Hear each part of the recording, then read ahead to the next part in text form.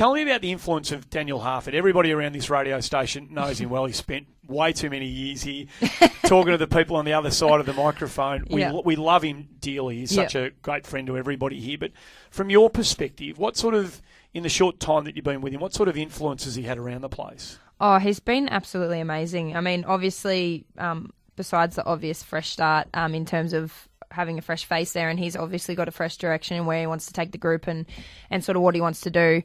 He just brings like this really amazing balance of being able to sort of lighten the mood, but also when he needs to be serious, he just gets to business. So he's got that really, and not many people can nail that, but he really does. And I've really loved learning off him so far, and I know the girls have as well. And it's just a really good vibe around the group, and that's, you know, part to do with him as well, coming in and driving that and those elite standards and wanting us to be better. So he's been awesome. You talked about this in the piece today with Lauren, that's in the Herald Sun, Lauren Wood's story in the Herald Sun. You talked about the fact that there was speculation that maybe you wouldn't be part of, with the two new clubs coming in and pressure on to stay. And we know they've made a really big impact on lists around the AFLW.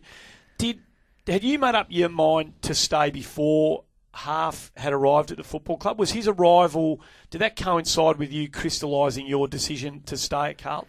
No, so not necessarily at the time. I think when I had basically sort of, obviously the article came out and I made it clear that I was staying. I'm not even sure yet if Harf was actually appointed. It didn't necessarily have a huge deal with that, but when I heard he was coming across, I was excited. I knew a few of the Collingwood girls that he obviously had in the previous year, and they had nothing but great things to say about him. You know, how much he drives the group and how sort of inspirational he was for the girls. So for me, I was just really pumped to have him in. But no, at the time, as I said, when I sort of had made it clear that I was staying at Carlton, I don't even think Harf was appointed yet. Could be wrong, but I'm certain he wasn't yet. So yeah. And is he asking your group to play a kind of distinctly different style of football than you've been used to playing after in the first couple of years in the competition? I think, I think Harf just wants us to be a really attacking group and to be brave and sort of go for it,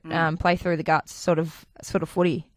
So for us, that's probably been a bit different to the past. I mean, we sort of got criticised a fair bit last year for being defensive, and I don't necessarily think that was our game plan, but I think it sort of happened by default.